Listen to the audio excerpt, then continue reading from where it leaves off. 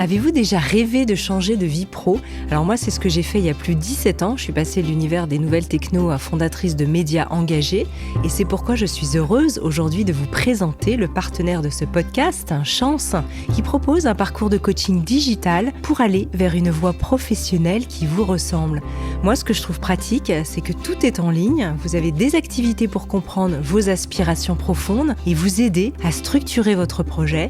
Des sessions avec un coach professionnel qui est choisi rien que pour vous, sur mesure. Et le petit plus que j'aime, c'est le collectif d'entraide, un vrai accompagnement sur 12 semaines pour se sentir moins seul quand on ne sait pas par où commencer pour provoquer le changement.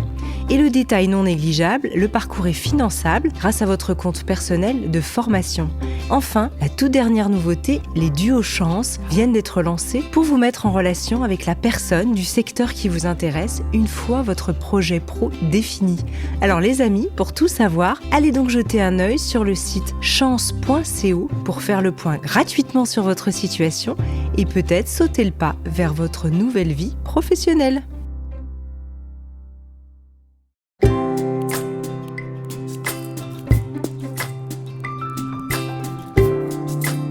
Bienvenue dans la saison 4 de Métamorphose. Chaque semaine, je vous invite à la découverte de sujets lumineux avec des personnalités qui portent une voix d'éveil des consciences. Métamorphose, le podcast qui éveille la conscience. Par Anne Guéquière, tous les lundis et jeudis, dès 7h. Être viril et doux à la fois, séduire mais rester respectueux, s'épanouir individuellement et savoir s'engager à deux. Comment être un homme au XXIe siècle ? Dans son ouvrage « Des hommes en chemin vers un masculin conscient » paru aux éditions Massot, mon invité, ancien avocat, devenu thérapeute psychocorporel et spécialisé dans le massage tantrique et l'accompagnement de couple, ouvre des voies d'exploration. Nous sommes toutes et tous constitués des polarités dites féminines et masculines, yin ou yang. Comprendre cette réalité offre la voie à un masculin plus équilibré et conscient, qui n'est plus dans la confrontation avec le féminin, parce qu'il est possible d'accueillir en soi ces deux polarités pour repenser aussi la sexualité et réconcilier les hommes et les femmes. Je suis ravie de recevoir aujourd'hui, pour nous parler de ce sujet, Didier de Buisseret. Bonjour. Bonjour, merci beaucoup de me recevoir. Mais avec grand plaisir. Alors, votre livre s'adresse-t-il exclusivement aux hommes ou est-ce qu'on peut dire à nos auditrices de rester bien au contraire, sachant que l'auditoire de Métamorphose est principalement féminin ? Eh bien, c'est vrai que le titre laisserait penser que c'est destiné avant tout aux hommes, mais en fait pas du tout. Et je crois même qu'en pratique, j'ai plus de lectrices que de lecteurs. Parce que alors voilà, on va dire aux femmes surtout de rester avec nous alors. Oui, s'il vous plaît. Donc le livre, en fait, parle surtout des polarités, et nous sommes constitués des deux polarités, et il n'est pas possible d'aborder la polarité yang ou masculine sans parler de sa polarité sœur, de même qu'il est difficile de parler des hommes sans parler des femmes, et donc au final, même si je pensais parler des hommes en démarrant l'écriture du livre, au final, j'ai l'impression que je parle autant de l'un que de l'autre. Alors, petite question en préambule, comment d'avocat devient-on masseur tantrique ? Alors dit comme ça fait un peu caricatural, parce que j'imagine qu'il y a tout un chemin, mais qu'est-ce qui vous a appelé sur un autre chemin, justement ? Eh bien, j'ai découvert le massage tantrique en couple avec mon épouse il y a bientôt 15 ans, et ça a été vraiment une révélation. C'était un moment extraordinaire, et donc je suis resté en contact avec la masseuse qui m'avait massé principalement. J'ai voulu apprendre, j'ai voulu approfondir, et de fil en aiguille, j'avais à peu près 20 ans de barreau, et puis je me suis dit, tiens, si je veux changer quelque chose dans ma vie, c'est maintenant. Parce que j'avais, je crois, 40 ans et quelque chose à ce moment-là, et je m'étais dit, si je dois basculer, c'est maintenant que j'aurai l'énergie, le courage de le faire. Mon métier d'avocat fonctionnait très bien, j'aurais pu continuer, mais je me suis dit, je m'enfonce un peu dans une sorte de confort, et c'est maintenant que je dois en sortir ou pas. Et puis j'ai réalisé un moment que je lisais plus de livres de développement personnel ou spirituel sur une année que j'en avais lu de livres de droit pendant 20 ans. Et je me suis dit, tiens, c'est un signe. Et donc je me suis laissé une grosse année de laisser mûrir la chose, et chaque jour me confortait. Et puis à un moment, j'ai franchi le fossé. Je crois que j'ai eu une mauvaise nuit d'hésitation, de me dire est-ce que c'est une bonne idée, est-ce que j'entraîne pas ma famille sur un chemin économique assez incertain, est-ce que c'est ok de diviser par 10 mon chiffre d'affaires, et en fait ça s'est imposé naturellement. D'accord. Alors simplement pour préciser, qu'est-ce que le massage tantrique? Parce que c'est vrai que autant thérapie de couple, thérapeute psychocorporel, on voit ce que c'est, mais le massage tantrique, tout le monde ne sait pas forcément ce que c'est. Non, et malheureusement, beaucoup de gens en ont une idée un peu tronquée ou préconçue. Donc, le massage tantrique, c'est un des outils parmi beaucoup d'autres proposés par le tantra pour aller vers une meilleure connaissance, acceptation et amour de soi. Donc, c'est une façon, je dirais que c'est une sorte de méditation, de voyage intérieur à sa propre découverte à travers le stimulus que donne le massage. Donc le masseur ou la masseuse va simplement, par un toucher extérieur, venir faire résonner quelque chose en vous et vous inviter à aller à la rencontre de cette part en vous qui s'éveille. Donc c'est pas une rencontre entre masseur et massé, c'est vraiment, à la limite, moi je me dis, en tant que masseur, plus on m'oublie, plus je suis discret, mieux c'est. C'est vraiment un voyage purement intérieur. C'est un voyage qui peut évidemment toucher à l'énergie sexuelle, mais je dirais que c'est accessoire, ça. Et c'est pas un passage obligé. Oui, c'est vrai que souvent dans l'inconscient collectif aujourd'hui, c'est encore associé principalement à ça. Et donc voilà, c'est pour ça que je vous demandais aussi de repréciser et de redonner votre définition, en tout cas, du massage tantrique et ce qu'il est probablement à l'origine, effectivement. Dans votre ouvrage, vous préférez parler, plutôt que des polarités du féminin et du masculin, utiliser les termes yin et yang, qui sont issus de la philosophie taoïste. C'est pour quelle raison ? Eh bien, principalement parce que si on parle de polarité féminine, beaucoup de gens vont associer ça à la femme. Et donc dire c'est forcément féminin. Et donc c'est réservé aux femmes, de même que la polarité masculine serait réservée aux hommes. Et en fait, pas du tout. Nous sommes autant constitués de l'une que de l'autre. Et donc utiliser les termes moins connotés, en tout cas en Occident, de yin et de yang, permet plus facilement pour un homme d'accepter le fait qu'il a du yin en lui et une femme du yang. Et donc, pour moi, c'est une construction sociale et culturelle qui fait que on a principalement valorisé le côté yin chez la femme et le yang chez l'homme, et donc ça donne l'impression que les femmes sont naturellement majoritairement yin et les hommes yang.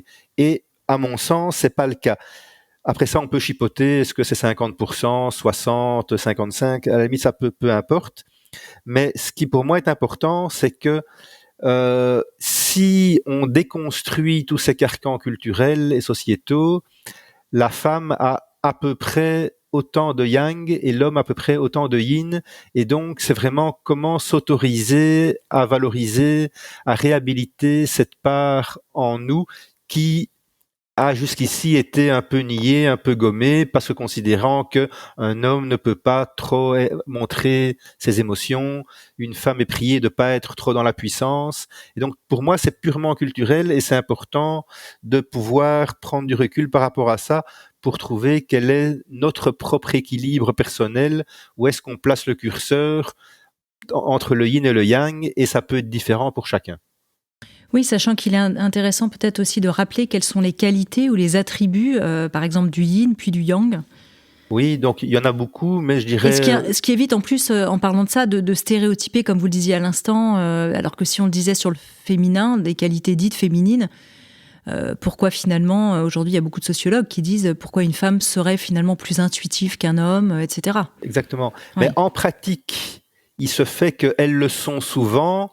parce que depuis l'enfance, on vient favoriser ça et encourager ça chez les femmes, de même que chez l'homme, on va encourager la bravoure, la force, l'action, et du coup, on finit par croire que c'est naturel et que c'est l'essence même de chaque sexe, alors que pas du tout. C'est clair que si dès qu'un homme, un petit garçon montre ses émotions, on le rabroue et on lui dit mon fils, sois pas une femmelette, ben forcément il va repousser ça au plus profond de lui et il va jamais le développer. De même que dès qu'une fille est un peu dans l'action, on lui dit tu prends trop de place, tu fais trop de bruit, une fille ça doit rester sage et discret, ben forcément elle va jamais développer ça et du coup forcément elle va pas être à l'aise là-dedans. Donc c'est vraiment quelque chose à déconstruire.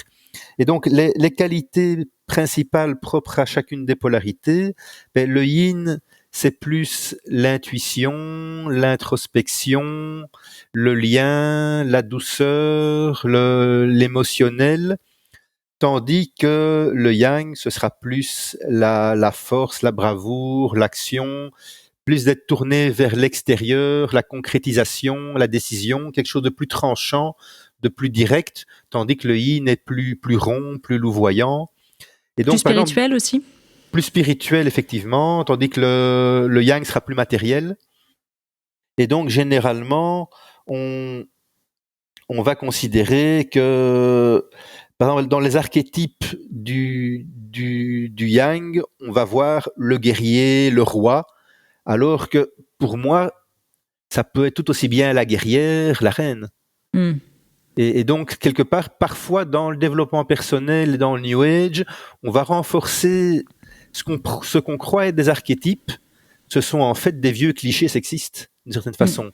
Et donc, de considérer que forcément la bravoure, c'est un guerrier, et ça peut pas être une guerrière, mais ça vient dans l'inconscient de tout le monde, conforter l'idée que c'est réservé aux hommes, et par contre, ben l'intuition, ce sera la magicienne qui, elle, est en connexion avec les esprits de la nature, et de nouveau, pourquoi pas le magicien? Mais c'est vrai que c'est des questions intéressantes. J'ai organisé à une époque, co-organisé avec un partenaire, le Parlement du féminin à Paris, où on s'est posé un peu ces questions-là avec des anthropologues, des sociologues, etc. Et c'est vrai qu'on voit qu'il y a cette construction qu'il faut déconstruire, justement, dont vous parliez à l'instant, et que si on remonte dans des sociétés plus anciennes, ou même aujourd'hui chez certains peuples premiers, on voit des sociétés très matriarcales, etc., on voit bien que c'est une construction, et en même temps, parfois quand même, on observe aussi, il y a un peu les deux, moi je trouve, on observe certaines qualités qui sont dites justement plus masculines se manifester chez le jeune enfant garçon de manière assez évidente, alors qu'on avait l'impression que c'était dans des milieux où justement il y avait pas de construction, de schéma préétabli à ce niveau-là. Et c'est toujours quand même assez troublant, moi je trouve. Alors est-ce que c'est dans du transgénérationnel? Est-ce qu'il y a du karmique? Voilà, qu'est-ce qui se joue au-delà de tout ça? Pour moi, ça reste pas complètement tranché encore. Non, et moi-même, je reste nuancé, prudent par rapport à ça. Et je crois qu'aujourd'hui, personne n'a la réponse exactement. Mais c'est clair que dès dans le ventre de notre maman, on a déjà une influence.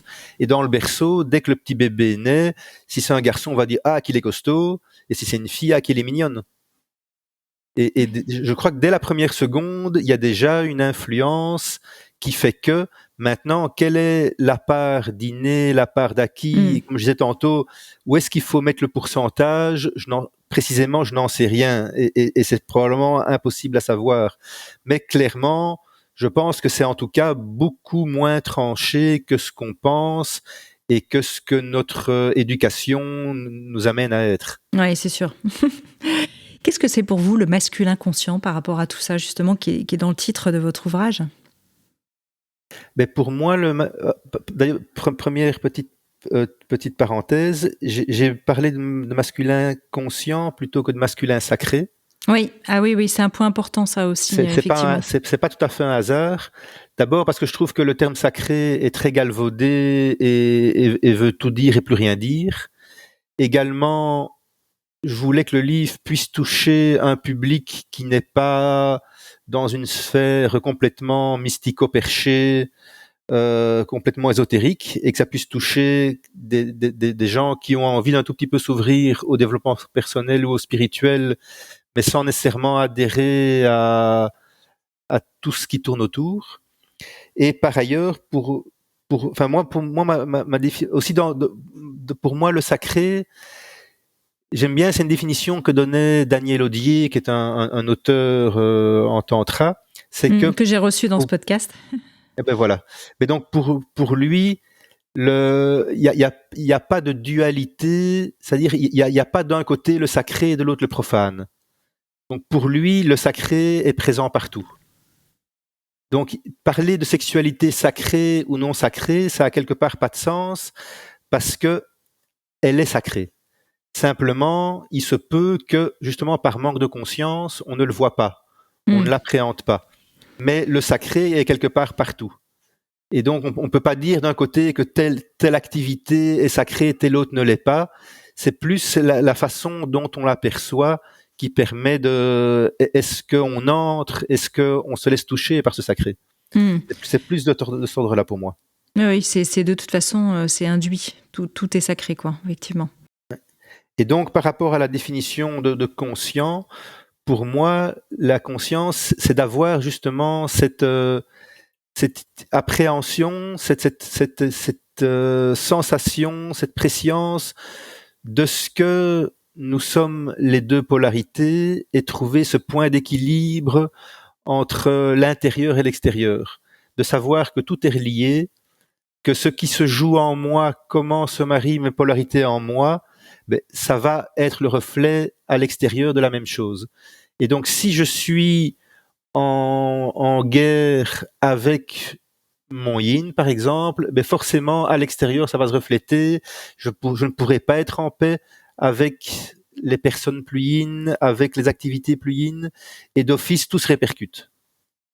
Et donc, c'est de prendre conscience, tiens, dans ma relation au yin, j'ai telle difficulté, je n'accueille pas encore complètement, je n'ai pas réhabilité telle part, c'est de le réaliser, de l'accueillir et de voir comment est-ce que je peux permettre à cette polarité de mieux se déployer pour trouver un meilleur équilibre entre les deux. Donc l'idée n'est pas que les deux polarités soient à leur maximum, mais qu'il y ait une harmonie, un équilibre entre les deux et que toutes les deux puissent danser et se marier ensemble.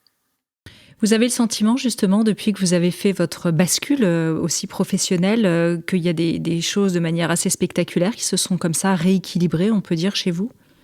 C'est clair que quand j'étais avocat, j'étais dans un monde principalement intellectuel, rationnel, avec assez peu de spontanéité, chaque phrase est sous-pesée, etc. Et donc, clairement, le yang prédominait. Et à ce moment-là, j'avais à peu près aucune idée de à quoi correspondait la spiritualité. C'était, je dirais, une part de moi qui était tout à fait en sommeil, en veilleuse. Et donc l'ouverture, principalement au tantra, et puis je me suis ouvert aussi à pas mal d'autres choses, a permis d'abord d'aborder de façon plus rationnelle ces mondes-là, et puis progressivement de réaliser que j'étais quelque part un peu handicapé de tout l'intuitif. L'émotionnel, ça allait plus ou moins, mais en tout cas de l'intuitif.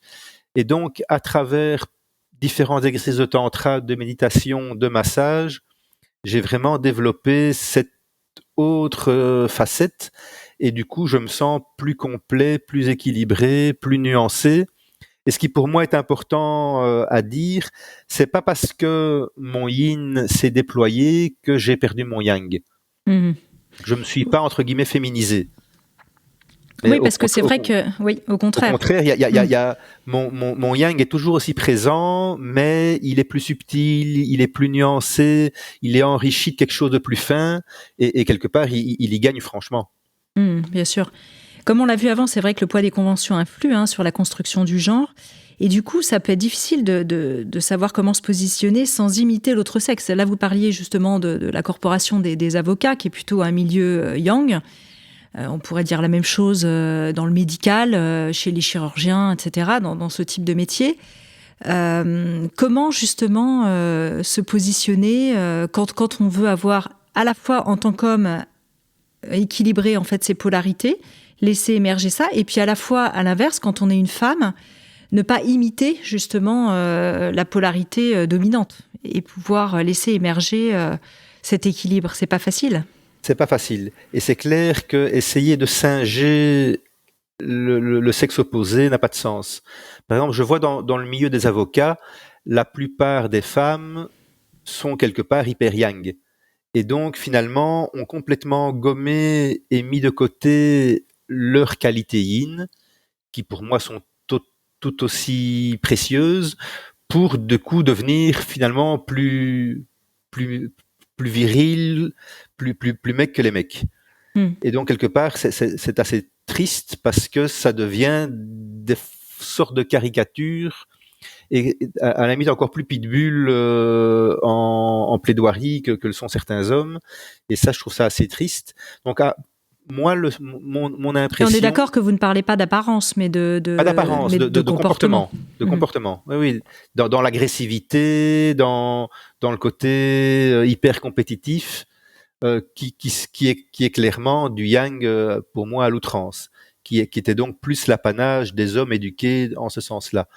Mais donc pour moi, ce qui est important, c'est aussi de prendre conscience que mon yin personnel n'est pas forcément le même que le yin de quelqu'un d'autre ou qu'une femme. Si on reprend par exemple la théorie de l'animus et de l'anima chez Carl Gustav Jung, l'animus, c'est la représentation du masculin dans la psyché féminine. Et l'anima, c'est la représentation du féminin chez l'homme. Et donc, là, ça veut dire que le yin de l'homme n'est peut-être pas exactement le même que le yin de la femme. Et c'est pour ça que dans le livre, entre autres, je développe les archétypes yin chez l'homme, ce qui, j'ai l'impression, n'existait pas, pour que les hommes puissent aussi se référer à des archétypes qui soient pas simplement féminins par rapport au yin. Oui, ce qui nous donne 4 grandes polarités. Ce qui donne quatre archétypes, 4 facettes de la polarité yin, dans lesquelles les hommes peuvent plus se retrouver. De même que moi, ce qui m'a aussi inspiré, ce sont des hommes qui, eux, avaient développé cette facette yin et étaient à l'aise dedans et, pour moi, avaient trouvé un bel équilibre dans les deux. Et donc, c'est des hommes que je trouvais inspirants parce que, à la fois, je les trouvais yang, mais également yin. Donc, c'était pas des espèces d'efféminés qui avaient complètement oblitéré leur yang. Et parce qu'on peut en trouver aussi des hommes qui ont rejeté le yang et quelque part se sont presque auto-émasculés. Et donc, ça donne des hommes tout doux, tout mignons, tout gentils, mais qui sont coupés de leur puissance, qui quelque part... Alors, s'ils sont bien avec ça, pourquoi pas ? Ben, je suis pas convaincu qu'ils soient bien. Oui, d'accord. Parce que dit comme ça, on pourrait avoir l'impression que vous les caricaturez, alors que peut-être que certaines personnes, finalement, peuvent être... C'est peut-être effectivement un peu méchant, comme je le dis. Non, c'était juste pour apporter un peu de nuance, pour dire peut-être... Vous faites bien. Donc, en fait, ce que je crois, c'est que le yang a été quand même beaucoup dénigré et vu comme responsable de tout, du patriarcat, d'une forme de prédation sexuelle, et à raison. Mais, enfin, pas complètement à raison, en ce sens que pour moi, c'est pas le yang qui est responsable, mais c'est une forme d'immaturité du yang. Et d'un yang qui n'est pas nuancé, tempéré par du yin. Et donc, c'est pas le yang qui est à diaboliser en tant que tel. Et donc, du coup, certains hommes ont quelque part un peu fait l'amalgame et ont jeté le bébé avec l'eau du bain et donc se sont coupés de leur yang vu comme quelque chose de nuisible et de prédateur, voulant se démarquer justement de tous les hommes abuseurs, machistes, etc. Donc ça part d'une super chouette intention, mais le problème c'est que pour moi il y a une erreur, c'est pas le yang qui est à diaboliser et dont il faut se couper, c'est au contraire. Et il faut trouver ce juste point d'équilibre entre yang et yin. Et donc, du coup, un yang qui est nuancé avec le yin, ça devient une force tranquille, protectrice, bienveillante, et pas du tout quelque chose de menaçant. Et donc, les hommes qui se sont coupés de leur yang, il y a vraiment des ateliers, des exercices qui leur permettent d'apprendre à faire la différence entre les deux et de dire, voilà, ce que vous avez développé en yin, c'est magnifique, surtout ne le perdez pas, mais venez le fortifier avec ce yang, parce que du yin, on tombe dans une forme de faiblesse ou de mollesse. Que du yang, on tombe dans quelque chose d'hyper brutal. Et donc, il y a pas d'équilibre dans un extrême ou dans l'autre. Faut vraiment marier les deux. C'est ça. J'avais cette question sur justement cette peur en fait que l'homme, vous venez d'en parler, cette peur que l'homme a aussi du féminin. Il peut avoir peur du masculin et de sa prédation, mais il y a une peur immémoriale, hein, vous dites, du féminin. Que cache cette crainte en fait du pouvoir du féminin qui est incarné d'ailleurs aussi par beaucoup de mythes? Et quelles sont ces grandes peurs du masculin envers le féminin? Bon, il y en a beaucoup, mais une des peurs principales. Et puis dans vos observations de thérapeute aussi, c'est intéressant parce qu'il y a effectivement les grandes peurs théoriques et puis ce que vous observez aussi sur le terrain qui est intéressant, je trouve. Une des premières peurs qui me vient à l'esprit, c'est la peur pour l'homme d'être sous l'emprise et le contrôle de la mère. La mère en tant qu'archétype au sens large. Donc quand l'enfant est tout bébé, il est complètement dépendant de sa maman. Et quelque part, il y a gardé dans son inconscient cette idée que la femme, donc qui représente cette figure maternelle, et c'est pas pour rien qu'on parle de fil à la patte, d'avoir quand on se marie, d'être pris au collet. Il y a vraiment cette idée de perdre sa liberté qui est très présent chez beaucoup d'hommes dans l'inconscient. Une autre peur, c'est sur le plan de la sexualité, c'est le fait d'être englouti par un féminin, un désir féminin vu comme insatiable, comme impossible à contenter. Et donc quelque part, il y a la peur de pas être à la hauteur, la peur de l'impuissance. C'est vraiment dans plein de civilisations, il y a ce mythe du vagin avec des dents, le vagina dentata, qui est vraiment cette idée que la femme va castrer. Donc il y a vraiment en psychanalyse cette idée de castration de l'homme par la femme, que le sexe féminin va engloutir le pénis. Et donc j'étais assez surpris lors d'un cercle d'hommes auquel je participais, de voir que sur 10-12 personnes, il y avait 3 hommes pour qui c'était assez présent cette peur. Ouais, c'est fou, hein. Et donc, après ça, il y a d'autres peurs où il y a des sortes de projections qui se font. Et encore là, qui l'ont conscientisé, parce qu'effectivement, il faut déjà l'avoir entendu dire là, comme vous le dites. C'est clair, ça demande déjà tout un travail d'en être conscient. Mais donc, il y a du coup, à l'égard de la femme, et donc par extrapolation du féminin et du yin, il y a une sorte de peur inconsciente dans la psyché masculine qui fait que dans un monde par ailleurs très patriarcal où en réaction on a dénigré le yin et valorisé le yang, donc l'homme a du mal à accueillir en lui-même cette polarité yin. Donc c'est quelque part comme si il avait conscience, plus ou moins confusément, que ce qu'il démonisait en fait était d'office présent en lui et que qu'il le veuille ou non, qu'il n'arrivera pas à extirper de lui cette part qui considère comme responsable de tous les maux. Et donc, beaucoup d'hommes, inconsciemment, ont cette espèce de lutte intérieure pour mettre le couvercle et maintenir à distance en eux leur part yin, ce qui, évidemment, est impossible et est extrêmement énergivore, parce que c'est vraiment une part essentiels d'eux-mêmes qui doivent mettre sous le couvercle en permanence. C'est de l'automaltraitance en fait, hein, mais vous le dites aussi. C'est quelque part de l'automaltraitance, c'est à la fois épuisant, c'est à la fois tout le temps se censurer, se bloquer. Et donc ces hommes, du coup, n'ont pas accès à leurs émotions, survalorisent le yang, et c'est pas pour rien que dans la masculinité toxique, les hommes payent un tribut important, parce que ce sont eux qui sont les premières victimes des accidents de la route, parce qu'évidemment, il faut conduire comme un mec, donc du coup, on fait l'abruti au volant et on fait des accidents, de picoler trop, d'avoir des comportements à risque.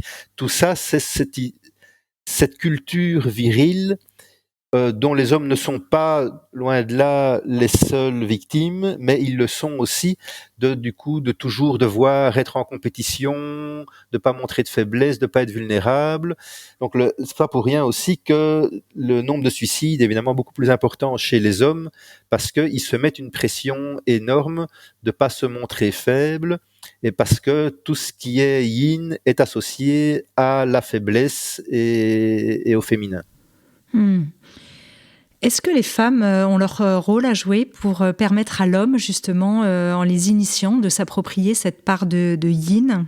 Quels conseils vous pourriez nous donner dans leur relation à ce niveau-là? C'est évidemment un peu propre à chaque personne et à chaque relation, donc il y a pas de recette universelle par rapport à ça. Mais c'est clair qu'une femme qui, elle, est bien équilibrée dans son yin et dans son yang, va, par effet d'inspiration, favoriser et aider l'homme à lui-même trouver un point d'équilibre. C'est clair que si la femme n'est que hyper yin et se joue petites choses fragiles, ben d'office, l'homme va lui-même se bloquer sous son étiquette de yang protecteur et infantilisant. Donc, plus l'un est nuancé, plus ça aide l'autre à l'être aussi.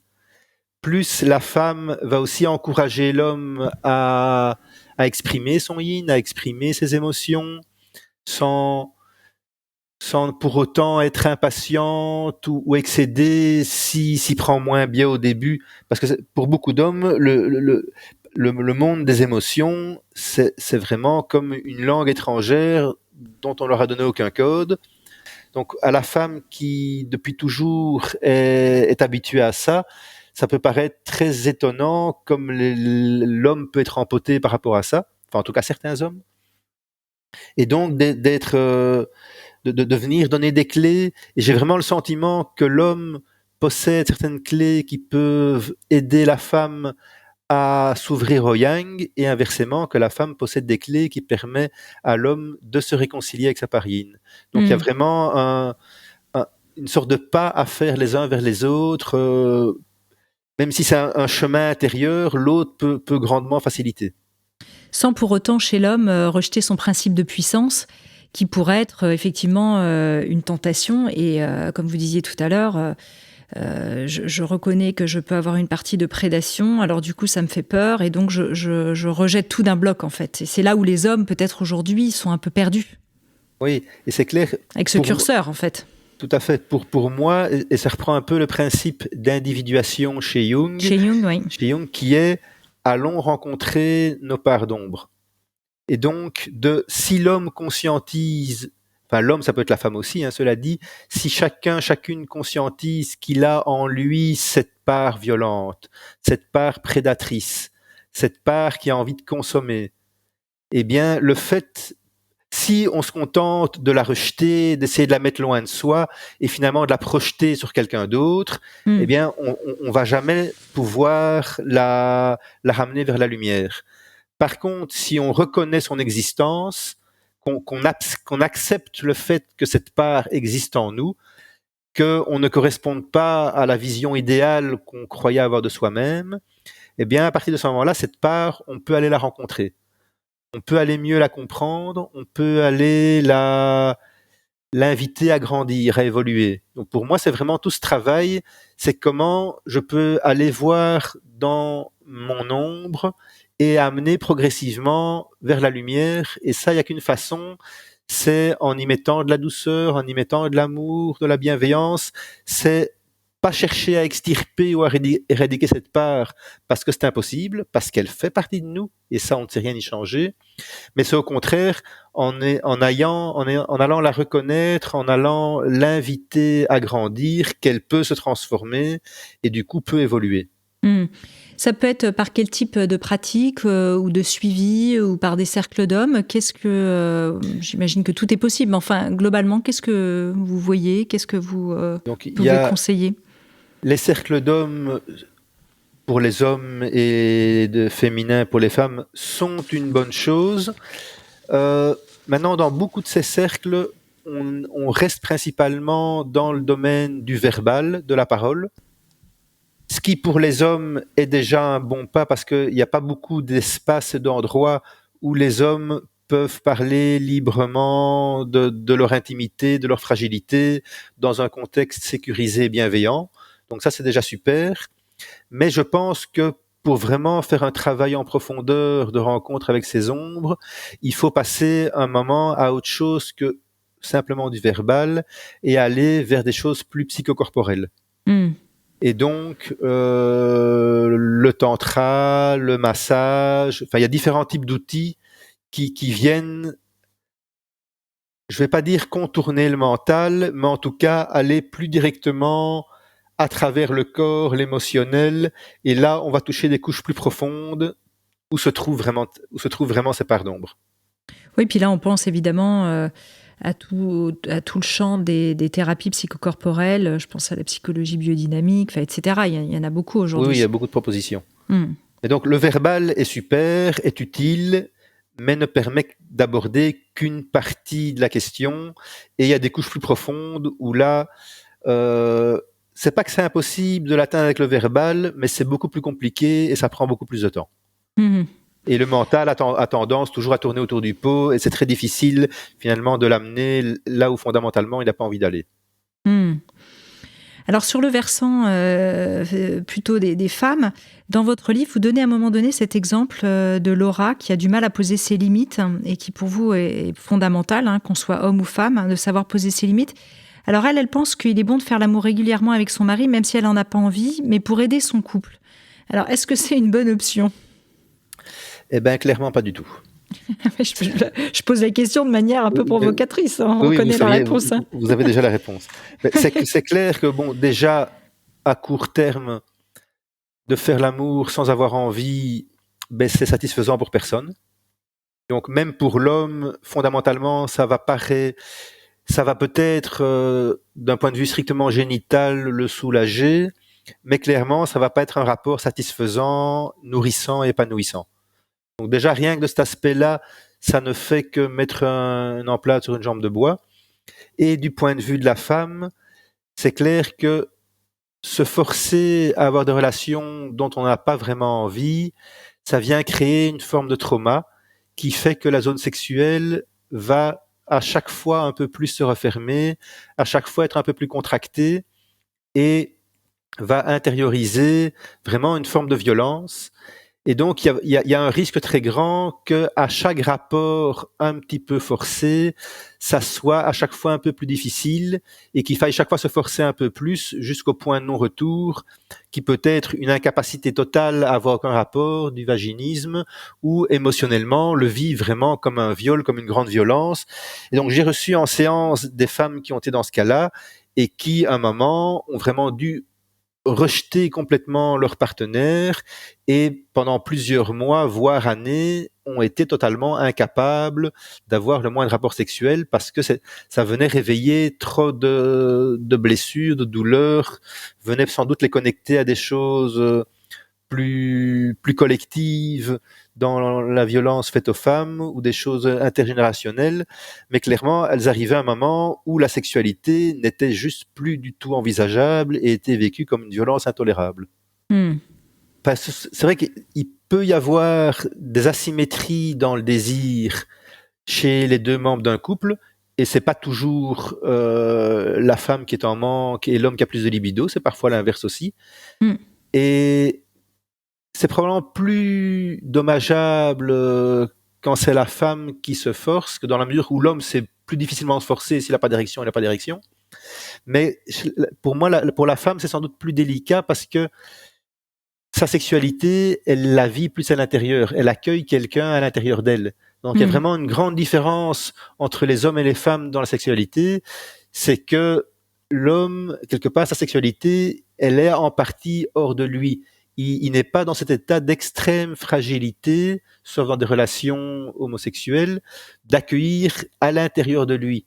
Et donc, ce grand moment de fragilité, de vulnérabilité de la femme fait que elle est du coup beaucoup plus sensible à tout ce qui est non juste, tout ce qui est en manque de conscience, tout ce qui est plus abusant, à mon avis, elle le vit de façon beaucoup plus douloureuse, avec des répercussions beaucoup plus grandes que pour un homme. Maintenant, voilà, sans généraliser.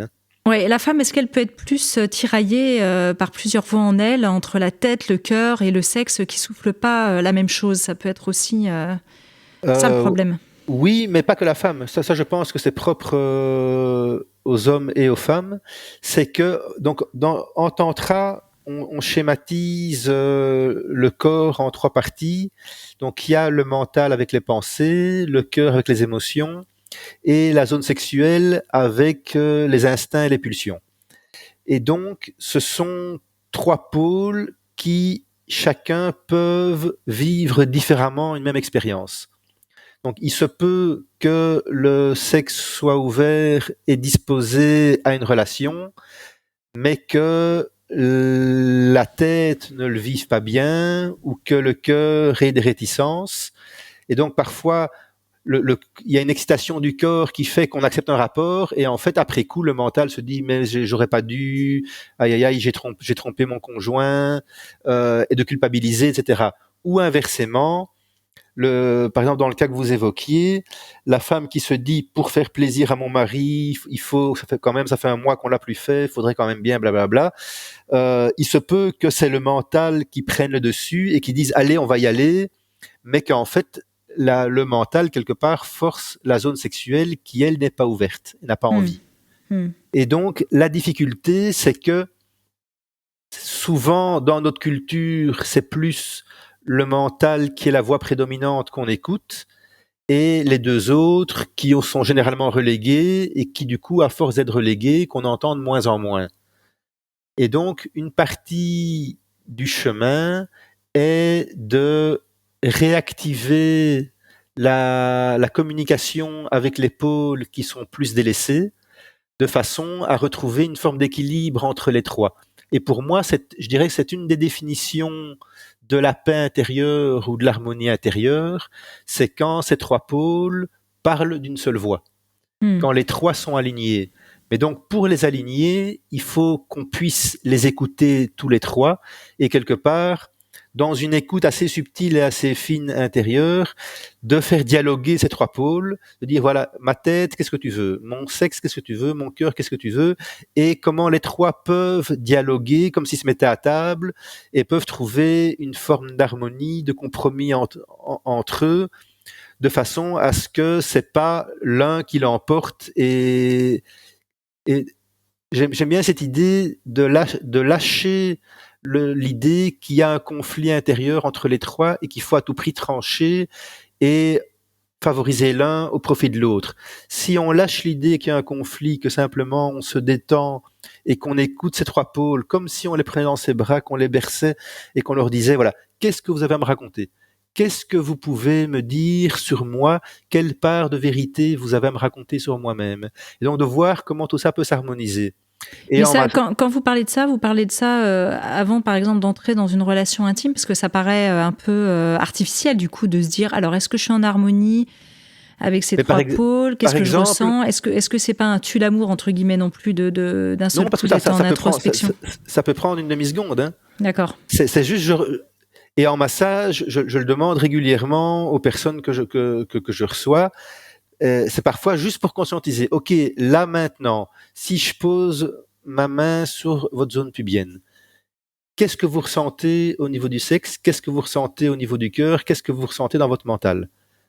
Et de prendre conscience, et ça demande un petit peu d'entraînement parce que c'est subtil comme écoute, mais de réaliser que, ah ben oui, la zone pubienne est peut-être complètement fermée, ou au contraire, elle est tout à fait ouverte, mais par contre, je sens des réticences au niveau du cœur, il y a une sorte de peur, il y a de la culpabilité, il y a de la honte, et puis c'est simplement, en fait, d'être à l'écoute de qu'est-ce qui se passe à l'intérieur. Mais ça demande, du coup, de temps en temps, de se poser. Donc c'est clair que si on est embarqué dans une relation sexuelle où tout tourbillonne, virevolte et va très vite, on n'a pas le temps. Donc, c'est intéressant de prendre de temps en temps une seconde de pause pour juste dire, tiens, comment je me sens? Est-ce que tout est OK pour moi? Donc, faut pas nécessairement le faire comme un scan où je check, OK, 1, ça va, check 2, ça va. C'est ça. Voilà, donc un peu mécaniste, ouais. Voilà, là, c'est un peu bof. Et en tout cas, en massage, ce que je donne comme truc, c'est que si on sent que c'est pas harmonisé, que ça tiraille un peu entre les 3, c'est de se calquer sur le pôle le plus réticent. Si on a un des 3 qui est pas très chaud, ben de plutôt prendre son rythme à lui et puis de démarrer avec ça et puis de voir peut-être que le rythme du coup va augmenter, va évoluer, que des choses vont s'assouplir, mais si pas, de partir de l'idée que c'est ce pôle-là qui donne le tempo. Parce que même si, par exemple, la zone sexuelle est partante, qu'on y va et que c'est le mental qui est réticent, ça peut créer un trauma qui n'est pas forcément moins dommageable que si c'était l'inverse, que si c'était le mental qui avait forcé. Oui, oui. D'ailleurs, on le voit dans les cas d'agression sexuelle où il y a cette culpabilité du plaisir qu'a pu ressentir parfois certains enfants victimes d'agression sexuelle, où ils étaient enfants ouais. ou adultes. C'est clair que il est possible que lors d'un abus sexuel, on ressente du plaisir, et du coup, la personne ne comprend pas, culpabilise à mort, a le sentiment d'avoir été trahi par son corps. Et en fait, non, simplement, c'est un pôle a mieux vécu l'expérience que d'autres qui sont peut-être complètement dévastés. Et donc, c'est d'accepter l'idée qu'il peut y avoir, enfin, sauf à partir du moment où on a atteint le niveau de Bouddha et qu'on est parfaitement aligné partout, mais sinon, nous sommes tous un peu dissociés, où un pôle peut vivre une réalité complètement différemment d'un autre pôle. Et plus on dissocie, plus il y a une sorte de cloison qui se met, qui fait que chaque pôle peut vivre de façon tout à fait étanche et autonome par rapport à un autre. Oui, c'est ça. Et puis il y en a qu'on ressent certainement peut-être plus que d'autres. C'est vrai que peut-être que le cœur, par exemple, est plus difficile à ressentir chez certaines personnes, alors que chez certains, ça va être le sexe, etc., effectivement. Et donc, culturellement, les femmes auront peut-être plus de facilité avec le cœur, les hommes avec la tête, ou les hommes avec le sexe. Donc ça dépend un peu de chacun et de son parcours, évidemment, mais c'est clair qu'on a tous un pôle de prédilection, et sans doute un avec lequel on a moins de connexion et qui est un peu plus désinvesti. Et moins on investit, moins évidemment la communication est aisée, et moins on entend les messages que ce pôle veut nous délivrer. Alors, est-ce qu'on peut parler aussi du désir sexuel ? On sait évidemment maintenant qu'il est faux que les femmes ont moins de désir sexuel que les hommes. Tout à fait, oui. Mais est-ce qu'il est faux aussi de croire qu'elles seraient moins à l'aise avec une approche yang de la sexualité, ou finalement pas forcément ? Parce qu'on voit, quand on lit un peu ce qui se dit après cette époque, cette grosse période MeToo, c'est que finalement, pour une partie des femmes, la sexualité yang leur convient aussi plutôt pas mal. Donc, dans leur yang. Comment vous voyez cet équilibre des polarités, vous, dans la sexualité, aussi dans ce que vous observez ?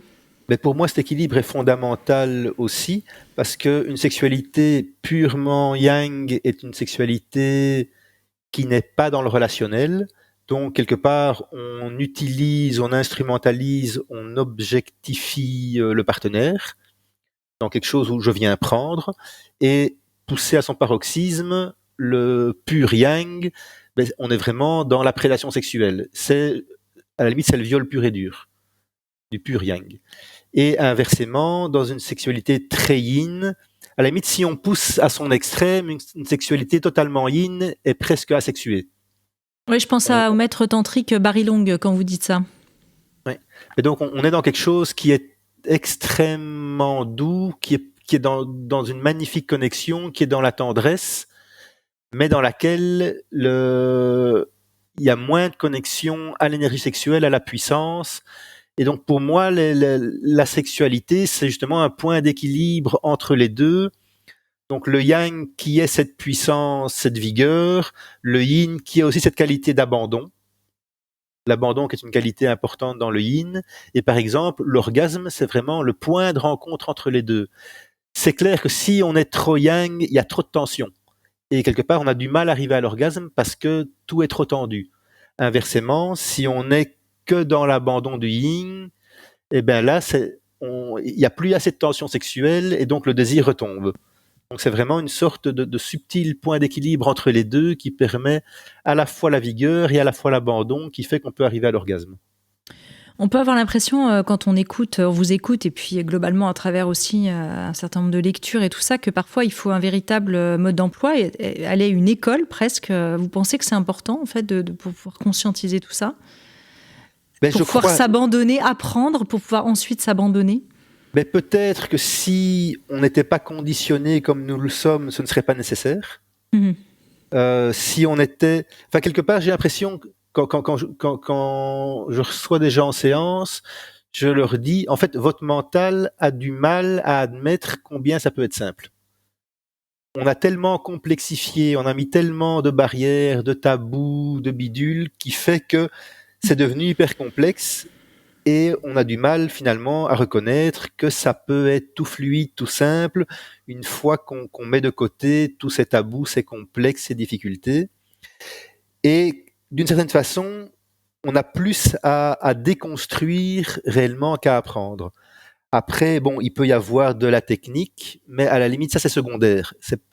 Faut surtout pas être trop dans la technique, ça c'est pire que tout. Oui, quand je parlais d'apprentissage ou de mode d'emploi, je parlais même pas des aspects techniques. Je parlais effectivement aussi de mieux se connaître, d'avoir conscience de tout ce qu'on est en train de dire, etc. Ouais. Et c'est clair que si l'éducation principale à la sexualité, c'est les films pornographiques, ben c'est clair que ça met tout un conditionnement qu'il faut apprendre à déconstruire, parce que la sexualité consciente, une sexualité épanouissante, c'est pas ça. C'est d'abord une qualité de connexion, donc ça demande une dimension yin importante, et donc pour pas mal d'hommes, c'est d'apprendre non pas à se couper de leur yang, parce qu'aucune femme n'a envie qu'un homme se coupe de son yang, en tout cas dans la sexualité, mais par contre que ce yang soit plus subtil, plus enrichi, qu'il amène à une connexion, que l'homme soit plus à l'écoute de ce qui est là pour sa partenaire. Maintenant, une sexualité consciente, c'est pas nécessairement quelque chose qui est toujours hyper lent, avec des bougies, du sitar en arrière-fond, qui est tout doux, tout lent.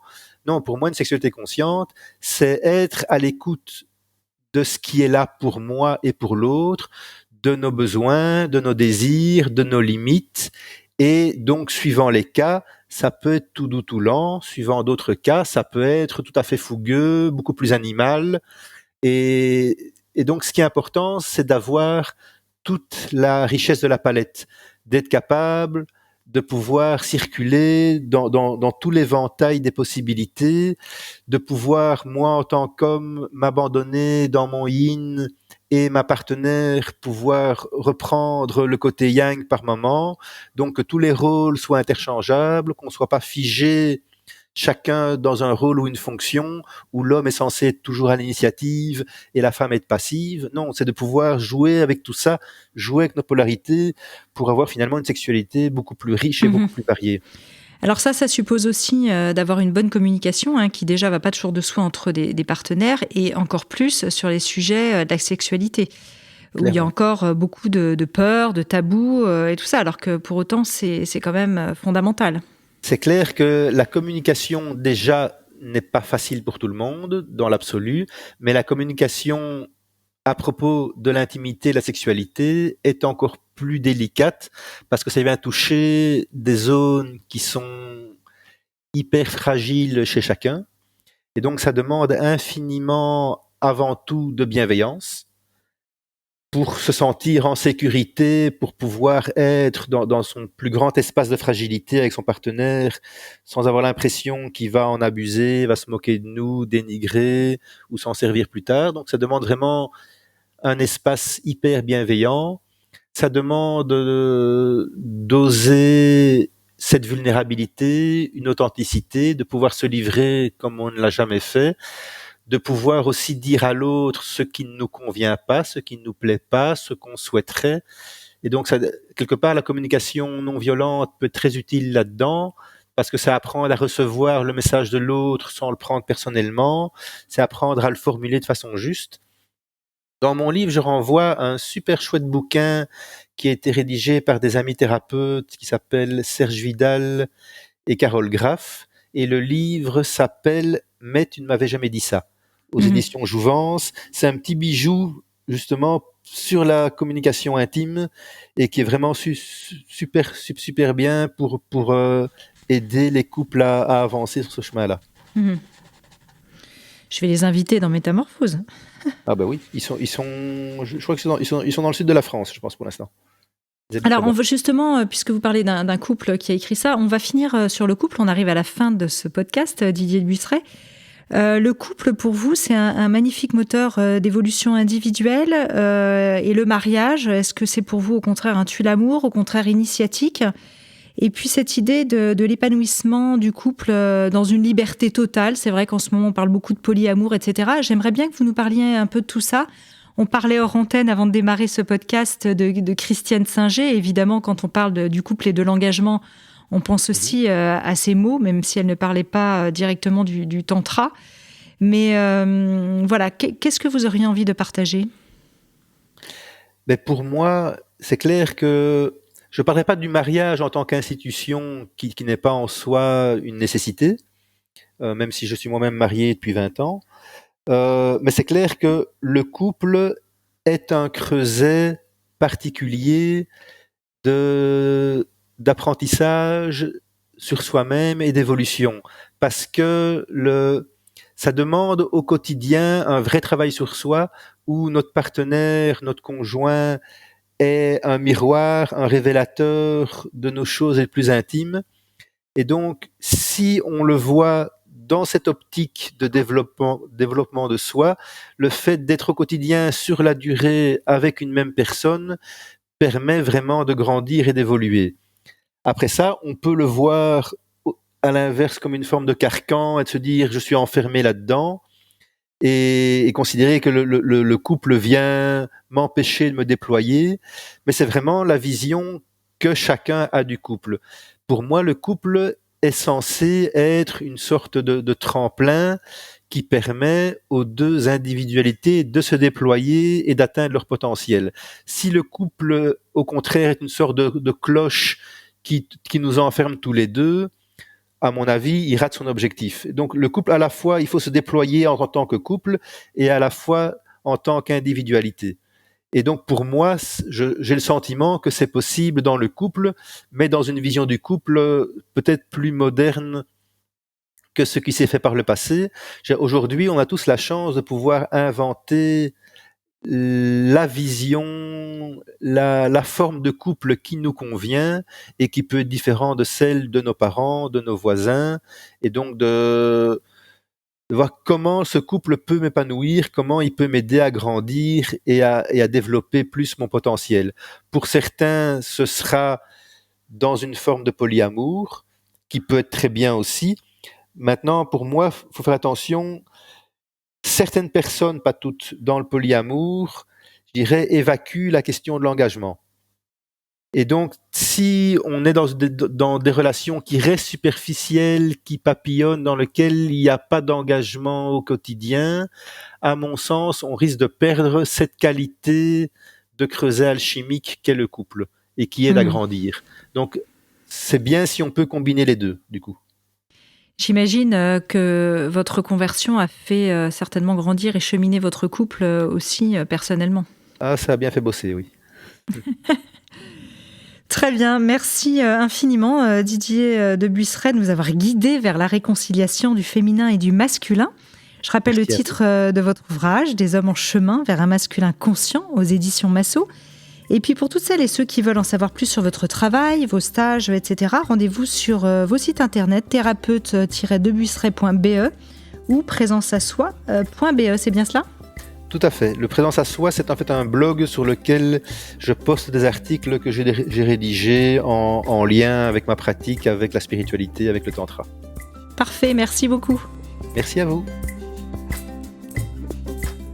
Si vous avez aimé ce podcast, n'hésitez pas à lui donner 5 étoiles sur Apple Podcast ou sur votre plateforme préférée.